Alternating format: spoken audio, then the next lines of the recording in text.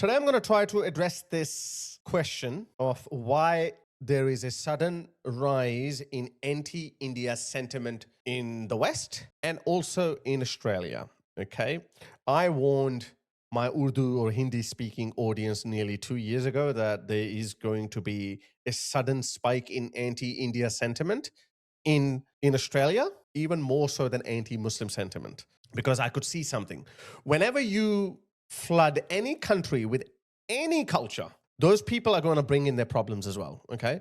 Even if you bring in a lot of Japanese people, a lot of Korean people, suddenly, when there's a sudden influx, so obviously, whatever problems Japanese culture might have, they're going to bring in a fair share of those problems as well. And then the natives of that country would be like, well, hang on a second, this didn't used to happen. Now, that doesn't mean that the native culture is perfect. They have their own set of problems, but that doesn't mean that they're going to ignore foreign imported problems. So I've been warning them, and it is happening now.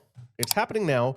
And the behavior of Indians is actually not helping. So before all you Indians jump down my throat, because I've started getting a lot of hate from Indians. Obviously, not all Indians. A lot of Indians. Well, India is a huge country. All kinds of people exist. A lot of Indians actually support this sudden rise of civic nationalism in the West or in Western countries. But obviously, a lot of Indians are just trigger happy and they tell you, oh, our CEOs are Indian. You know, like, come on, like.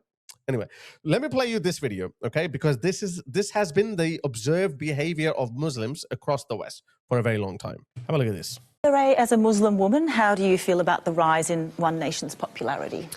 Those of you who don't know, One Nation is a right-wing political party headed by Pauline Hanson, who's very anti-immigration, anti-uncontrolled migration. I am her supporter. I love her because she's the only person who's speaking about the preservation of Australian culture or the Australian way of life. So a lot of these people, a lot of wokies, a lot of lefties, a lot of mainstream political parties accuse Pauline Hanson and One Nation of racism, you know, the usual stuff, far-right bigots and all that. And obviously these migrants, especially Muslims, don't like her. I think that the rise of One Nation's popularity is also proportionate to the rise of Islamophobia in the Australian context. Islamophobia, the same old rundown term that nobody actually pays any attention to. Islamophobia is basically a consequence of Muslims' conduct in the West. You think you can fly planes into buildings, you can mow people down, stabbing, raping, you can have grooming gangs, rape gangs flood Europe with illegal migrants, fighting age men, and there's not going to be a reaction to it? Now, I know they might say, oh, well, you bomb our countries. Well, we bomb your countries because, again, the behavior of your ruling elite is also not that good. That's why only those countries get bombed. Saddam Hussein got bombed because he was a dictator. Afghanistan got bombed because they were harboring people who flew planes into buildings and killed 3,000 Americans. Any intervention in Libya was after Libyans wanted to overthrow the dictator. So there are consequences. There are reasons behind everything. We can't be justified, except for the Iraq war. I will justify every single bombing, every single intervention, and obviously the most recent episode being the bombing of Gaza, which was again triggered by the behavior of Hamas. Those geniuses thought that it's okay to go into Israel and kill 1,000, 1,200. Well, they went in to kill as many people as they can, so they could have killed 2,000, 3,000 people. So yeah, Islamophobia is just a consequence of the bad behavior of Muslims. Islamophobia and institutionalised Islamophobia has been a problem in Australia for decades. Oh, yet you keep coming to Australia. Yet you don't stop coming to Australia. Isn't that amazing? There's so much Islamophobia in Australia. But we'll keep coming. And we'll keep getting aids. We keep getting government grants to build more mosques, and we're gonna do Bondi. We're going to conduct terrorist attacks like the Bondi terrorist attack. We're gonna go to Syria and join the ISIS, and then we're still going to come back to Australia, the most Islamophobic country. Shut up! They have no shame. And look at these idiots. 100% these woke. She's a wokie. Decades. So in a sense, it's also very hard to measure if Islamophobia has increased or if it's just become louder, because now you have someone in politics who's licensing the loudness of Islamophobia. Muslims cannot get their heads out of the arse of Islam. Everything is about Islam. They wouldn't even fight for their own rights. Muslims say themselves that, oh, criticize me, I'm not perfect, but Islam is perfect. So they would blame Muslims for, actually, no, they wouldn't even do that. But when push comes to shove, then they will. Then they will say, oh, it's the bad behavior of these Muslims if they're cornered. But Islam is perfect. No, it's not. The reason why Muslims behave the way they behave in the name of Islam is Islam. So, my dear Indians, you watch that, yeah? This is the behavior. They cry victims. They would never self-reflect. They would never look in the mirror. They would always blame the host country that they've gone to. And that woman you're looking at here, she's Indian. Now, let me play you the videos of some bad behaving Indians in the same show. Have a look at this. This Indian woman by the name of Neha, she was asked a question about One Nation, the only political party in Australia that is putting Australia first. I'm a brown man. I don't feel threatened by her. I just don't. They keep telling me, oh, you will be deported too. And I've said it, first of all, it's not going to happen. It's just not going to happen. I'm not a threat to anyone, and people are decent people. The West is still mostly widely decent. All they want is respect for their way of life, respect for their culture, not this behavior. Listen to this retard. Neha, your family migrated from India to Sydney in 1991. What has Pauline Hanson meant to you growing up in Australia? Fear, that's the big one. When I was She looks very scared. Look at her. And I've got some more videos of her too. 6 years old, I was waiting for Dad to come home from work because, it's the 6 p.m. news. And I remember this redhead woman came on the screen. She kept going on. The redhead woman. Imagine that. Imagine saying that, oh, I remember seeing this black woman or this dark woman come up on my TV screen. Redhead woman came on the screen. She kept going on about Asians and being swamped by Asians. And I just remember thinking, am I Asian? Am I swamping someone? And just being like... Yeah. As I said earlier, I don't know if I said it in this video or some other video. Whenever you flood I think I said it in this video. Whenever you flood any country with any any group of people in a huge number, a big demography, when that actually challenges the demography of the home country, people are going to always react. Aussies did react to the sudden influx of Greeks and Italians, but that turned out okay for Australia. Why? Because of understandable reasons. Greeks and Italians are part of Western civilization. They're Europeans. They have Christian roots, and they're much similar to Anglo-Celt British culture. They're not exactly the same, but they're similar to it. So that's why they assimilated really well into the Australian way of life, into Australian society. That makes sense. Now, that can't be said about every single culture, okay? You bring in people from other cultures that are further away from Australian culture, they are not going to integrate, and they're going to cause problems. They're going to gaslight you, like that previous woman that I showed you. Islamophobia. Oh my God, there's so much Islamophobia. Do they genuinely believe in that, or like they're in this perpetual state of victimhood? I don't understand what I've done wrong, because at that Australia Day that same year, I had been flying the flag and been really proud and happy to be in this country. And I remember later that night when my parents thought that I was asleep, and they were talking about possibly needing to leave. But they didn't leave. That alone proves that Australia is a welcoming country. Australia is a beautiful country. I came to Australia in 2003, albeit I was a grown-up man. I was 19 years of age at that time. Instantly fell in love with Australia. I instantly started reevaluating all my positions, previously held positions like, oh, these people are dirty, they hate Muslims, they're racist. Even up until very recently, a lot of people, even white people from other Western countries, they believe that Australia is a very racist country. I was like, F off. I defend Australia and Australians on that front, or actually on every front, because again, I have a lived experience. I'm sorry. Why didn't I turn out to be like that? Oh my God, there's so much racism in Australia, but I still want to live here. Shut up. If this was so bad, you would have left. Your parents would have left. They didn't. That alone is testament to the fact that Australia is a great country for even people like you who hate Australia, and I'll show you in a minute. Australia. And I just remember... And we have a lot of these useful idiots. Feeling so scared when they said that, because I just thought, I can't go anywhere else. This is the only home the problem with these white people is they're actually buying that bullshit. I've ever known. And I just remember thinking that we can never let someone decide whether myself or anyone in this country is welcome or not. Look at this retarded logic. No one person, no one political party should. No one, this stupid bitch doesn't understand how democracies work. Sorry to break it to you. Political parties, if they become popular, then if they have the mandate of the public, then they do get to decide who stays and who goes. It's very simple. And the more our Western societies become contaminated with other cultures, the more there will be the demands of mass deportations. It's going to happen. It's going to happen. So now let me show you her other face. Look at this. This is why. Indians, are you watching this? Imagine going to a country, and a country you have no ancestral ties to, but that country has become too liberal and it has opened itself up to people from all walks of life, and they're paying a price, of course. But then instead of saying thank you, like, I am grateful. Let me say that to all these people who feel that it is beneath them to be grateful to the country that's given them a great life. Let me say that over and over again.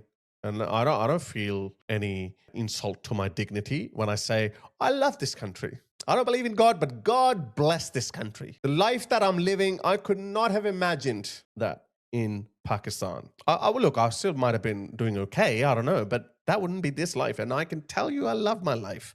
And all thanks to this beautiful country, and I want it to remain beautiful. Not the kind of country these people want it to become.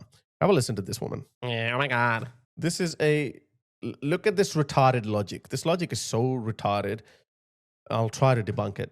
I had a horrible experience. I walked through the streets of rural Australia and all I saw were white people. The white people built this country. That's why you see white people. Where do you think white people should go? All these buildings, this house that you're living in was built by white people. Or it was designed by white people. If white people had not come to Australia, then you wouldn't have come to Australia.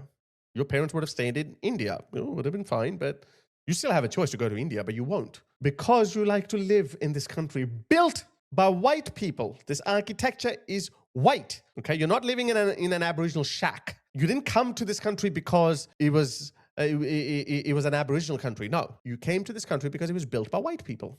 I wondered to myself, what is happening to this country? It used to be Aboriginal land. It used to be Aboriginal land, 250 years ago, but you didn't come here. Why? You see this, guys? How they provoke the host country or the people who built these countries. They do the same, and Muslims do the same thing. Whenever you tell them you're going back, you're going to be deported, or respect the Australian way of life, respect Australian culture, respect Australian values. No, this is an Aboriginal country. You didn't come to an Aboriginal land. You came to Australia, which was built by white people. But everywhere I turn, there are these pale-ass looking ghosts. Racist. Everywhere you look, I'm seeing a lot more of these. She should be deported. She and her nose should be deported to wherever it came from. How they lasted here this long? Their skin isn't built for this climate. Why are you here? I guess that's why they all keep dying of skin cancer. So She's taking joy in that.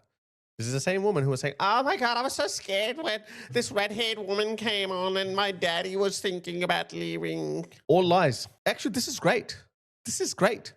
Keep doing this. Our job will become a lot easier. why not do the logical thing and deport yourself back to England? You won't die of skin cancer there. Then you can be... What do these idiots think? So Australia has a population of 27 million people, okay? Aboriginal population is about 2 million, I think. Oh, sorry, just a million people, 984,000, okay? So what would happen if all white people suddenly left Australia? What would happen? Who's going to run the country? I mean, these people are so pathetically, they're losers. Their arguments don't even make any sense. They're doing that just to provoke people. And this is great for me. Native to a land, rather than complaining about Asians when you live in the Asia Pacific. It's like going to Bunnings and complaining there are lesbians there. Analogy didn't make sense. So she's saying that you live in Asia Pacific and you're complaining about Asians. Okay, so that well, first of all, Australia is a separate continent. It's called Australia. Asia Pacific is just a man-made description. Well, but not a geographical reality. Geographical reality is that Australia is Australia is is the smallest continent of the world. Okay, so yes, Australia was conquered. Australia was conquered. So what? What's wrong with that? So people who conquer that country or conquer a land, people who build a civilization out of that, people who build that country get the naming rights. They get to write the constitution. They get the right to govern that land. And that's how it has always been. And they get to decide who comes in. Again, these idiots, I just don't understand the logic. They try to shame the Brits for colonialism. Like, a lot of Indians say that, we would have been so much better if we hadn't been conquered. Yeah, no shit. That's why you should have built an army. Rome didn't become the great Roman Empire without an army by just reading Greek philosophy. Rome became Rome because of its great army. America is the superpower of the world because of its great army. You didn't have an army. You couldn't repel. And I'm Indian too, by the way. Like, you know, before Pakistan was part of India. And India is a deep, great civilization. India is a civilization, okay? Indians built amazing structures. This is not a denigration of Indians. Please understand that. I'm going to get a lot of abuse from Indians. They're going to say, oh, once a Paki, always a Pakistani. They're going to say that. But try to understand what I'm trying to say. You would not appreciate anyone coming to your country and shitting on you, dear Indians. You would not appreciate that. So decent Indians will condemn this crackhead, okay? But look at this. But their purpose is just to provoke people.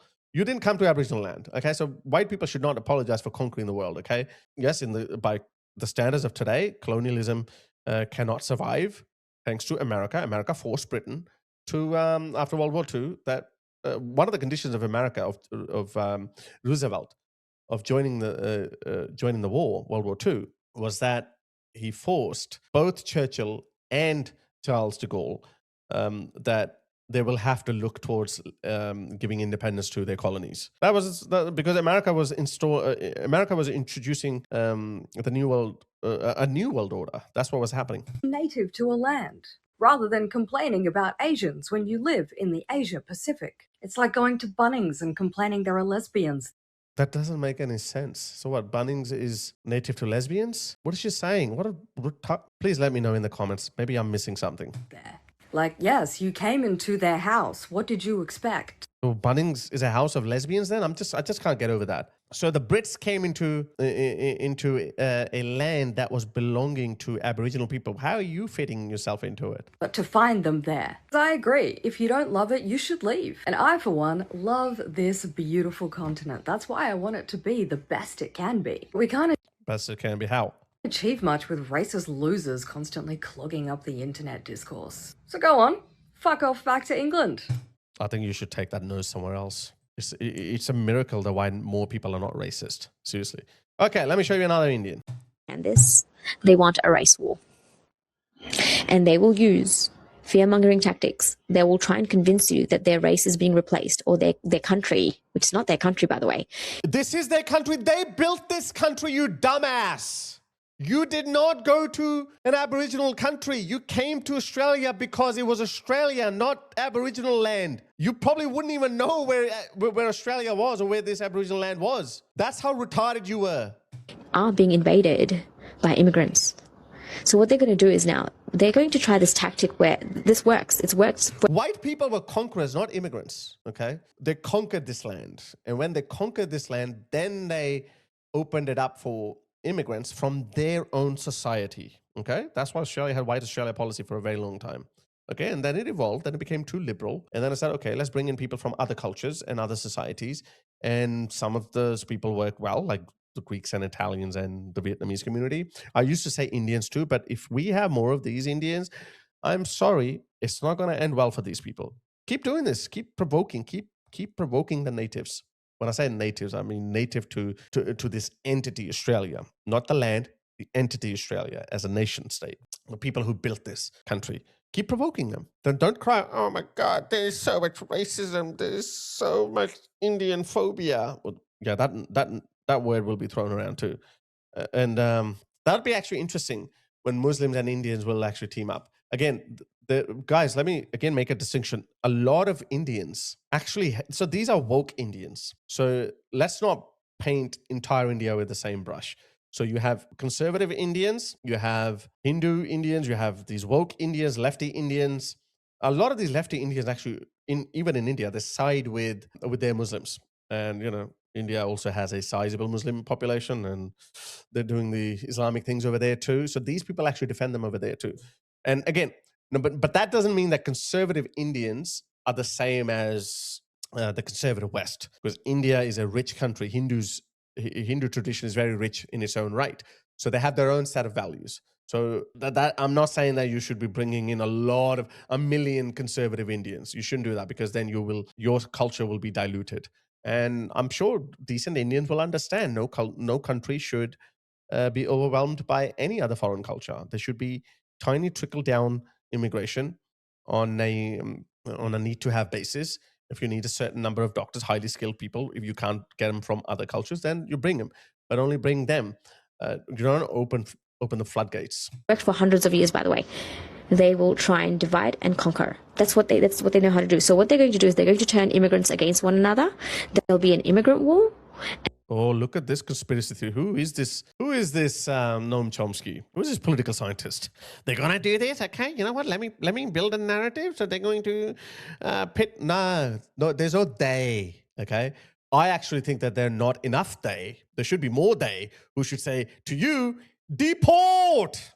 And then in the end, it's going to be them left. Nah, I run into these retards all the time on Twitter. And I am loved by white patriots all over the world, all over the Western world. My audience is ballooning. I think in the current month, I've had close to 2.5 million unique viewers, and we've racked up about 7 or 8 million views at the time of the recording of this video. 80% of them are from the UK, the US, Australia, Canada, and obviously a lot of, I think about 20% of my audience, about 15% of my audience is Indian. Well, so I have a lot of Indian followers too, because Indians are also concerned about the Islamization of India. But my dear Indians, do not endorse this behavior. You are provoking the locals, and it's not going to end well for you, especially in the climate when nationalism is on the rise. And I'm happy that it is on the rise. And whoever the other minority group that's standing, they know exactly what they're doing. And this is history just repeating itself over and over again. And I hope you guys are alert, and I hope you guys are understanding what's actually happening, because this is the game they play. Deport this woman. She needs to be deported, along with that big nose woman. And look at this. This Indian student just came here. Look at this. Look at the cheek on these people. She moves to Australia and then she complains about Australia. After working with Aussies all day, I think we might not be able to play that. So she's basically playing Bollywood music, and she's saying like she is sick of spending her entire day with Aussies. So when she comes here, she listens to her Bollywood music.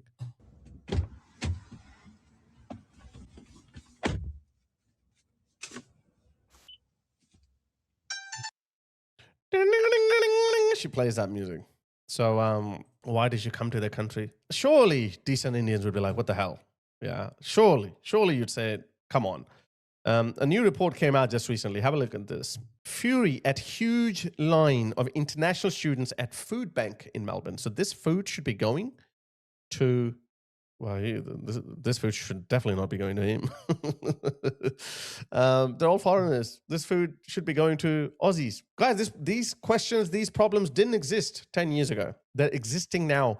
They're occurring now for a reason. Look at this. So you hate Australia, you shame them, you tell them that this is not your country, blah, blah, blah. And then Angus Taylor, who's a leader of a traditional Conservative party called the Coalition. Well, he's the leader of the Coalition, which is made up of the Nationals and the Liberals, our Tories. So he recently said that we're going to shut down all benefit payments to non-Australian citizens. And India doesn't allow dual nationality.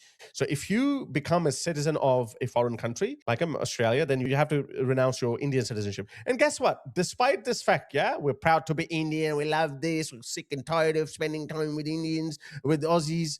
And Australia is not your country, it's the land of Aboriginal people. Despite all of that gaslighting, guess what? They're angry at the prospect of they would actually renounce their Indian citizenship. That's how much they're proud of India. And India will give them an NRI card or something like that. So Angus Taylor claims support is a privilege of citizenship, leaves Deepa and others with an impossible choice. Look at this. Look at this woke woman in Guardian. She's saying, oh, so she's probably a permanent resident, so she's not a citizen of Australia. I say no. Enough of this welfare scam. So basically they're saying that opposition leaders view that only Australians should get access to welfare, leaves some facing the prospect of giving up their homeland citizenship.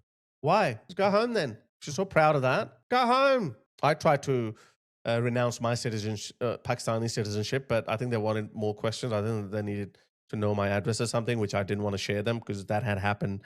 They had just killed Jamal Khashoggi, the Saudis. So I was like a little bit paranoid. So I didn't want to share my details with them. So I don't know whether it got approved or not. I never called them back. Look at this. This is pathetic. So my dear Indians, please get your act together. Respect the country that you live in. Don't troll them. Don't shit on them. Don't bite the hand that feeds you. Okay. It's not too much to ask. This is not Indian phobia. This is not me being a Pakistani. Once a Pakistani, always a Pakistani. Don't do that shit with me, because you know what? I'm just telling you, there is a rise of nationalism across the West. But because Islamists are the most obnoxious group, that's why they are the primary target of this rising nationalist movement. But if you keep up with this behavior, then I'm telling you, it ain't going to end well for you either.